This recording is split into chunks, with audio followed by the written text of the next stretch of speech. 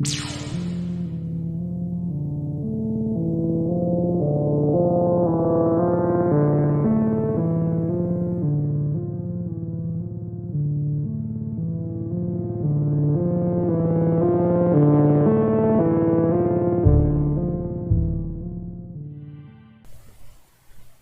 one and all to the Ancient Journey. If you like the video, please give us a like and a share, and if you're into our content, please subscribe to the channel.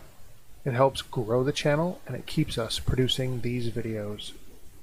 Today's journey, Nieko Lisi. There's nothing quite like small town life. The southern tier of New York is a quiet place, full of small town life, nestled between the Finger Lakes of New York and the border of Pennsylvania. There's some scattered larger towns here and there, but for the most part, it's quiet, small town living in the rest of the area. And sometimes, the only thing quieter than the area are the whispers of secrets that people have kept hidden for so long. Nieko Lisi was raised as one of 4 children in the small towns of Steuben County, New York. He grew up just a stone's throw from a dozen other small towns in the rolling plains of the southern tier, each of them quaint and quiet in their own way. Nieko kept a small inner circle of friends in the area, and as is often the case in small towns, this group would find a local spot to hang out and party away from the eyes of adults and law enforcement. In the fall of 2011, Nieko had set about planning just such a party, this time to be in a cabin owned by his grandparents. Shortly after that party, on September 30th, Nieko would be missing. Nieko and a friend, Robert Knight, visited Niko's uncle, pulling up to his place in a GMC Canyon pickup truck. During the conversation, Knight told Niko's uncle that the truck belonged to his grandfather, and that Robert and Nieko were headed to Buffalo, New York to meet up with some friends and possibly do some camping.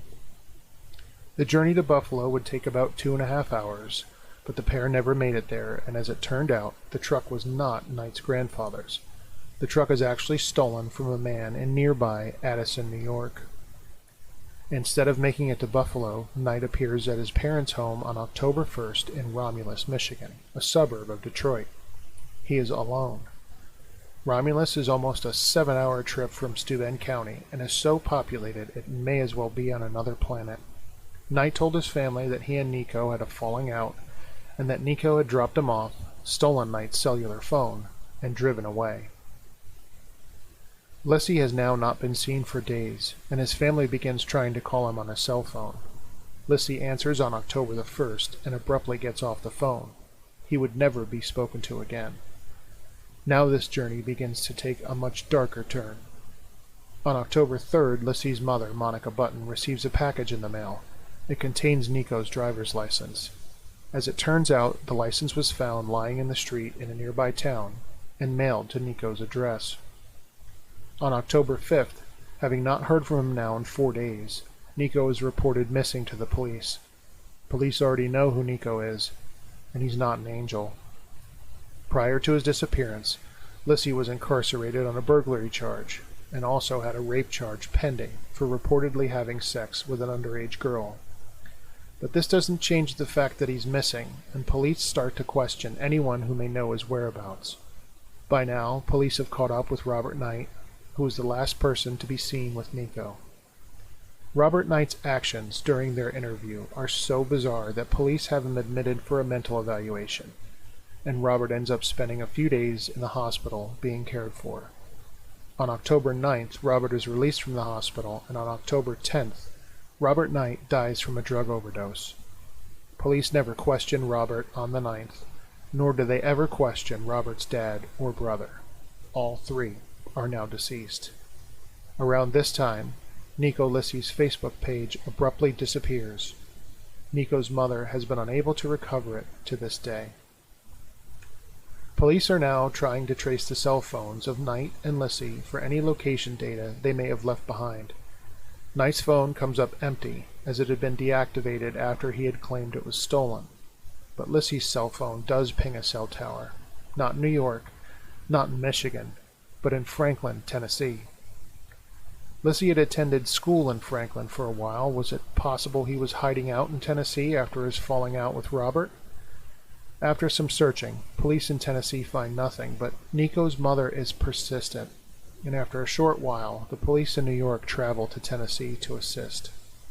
There, after only a few days, New York police locate the gold GMC Canyon, parked in a private garage and stripped down to the frame. The truck yields no further information, and no one is arrested after the truck is found. A man who lives in the home the truck is found in is now deceased.